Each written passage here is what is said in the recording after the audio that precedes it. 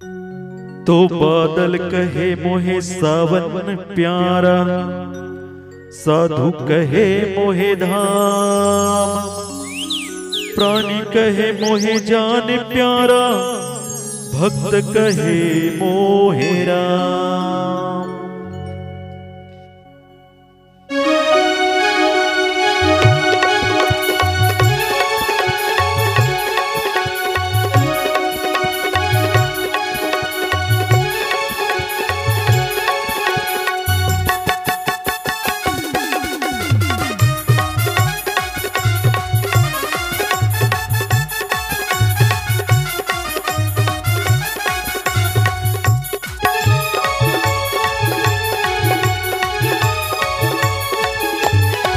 नाचे रे जिउरा मगन, नाचे रे गाए रे तुलसी मगन, गाए रे सिया राम के प्रभु राम के, सिया राम के प्रभु राम के, भक्ति में मगन गाए रे।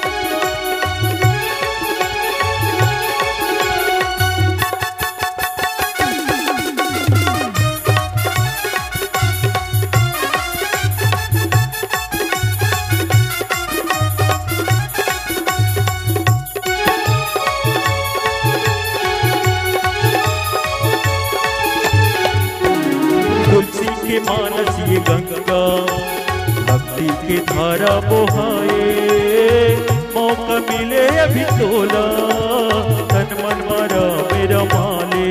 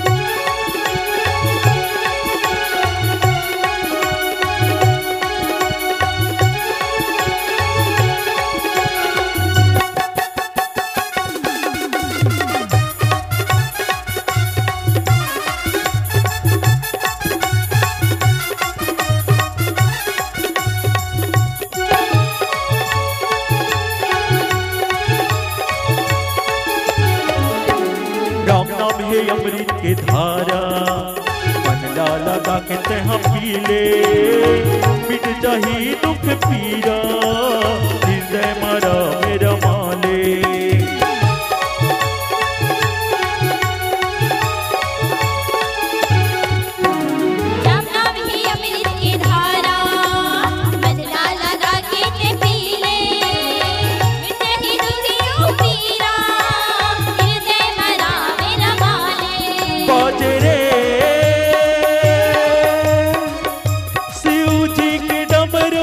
बाजे रे